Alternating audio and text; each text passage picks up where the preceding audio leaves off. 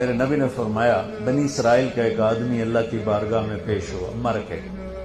اللہ نے پوچھا کی لے آندہ ہی؟ کہنے لگا ویلا کوئی شا کوئی نہیں، کوئی نماز کوئی نہیں، روزہ کوئی نہیں، حج کوئی نہیں، تسبیح ذکر کوئی نہیں.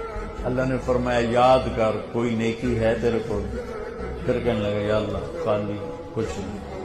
اللہ نے تیسری دفعہ فرمایا کوئی نیکی تو یاد کر.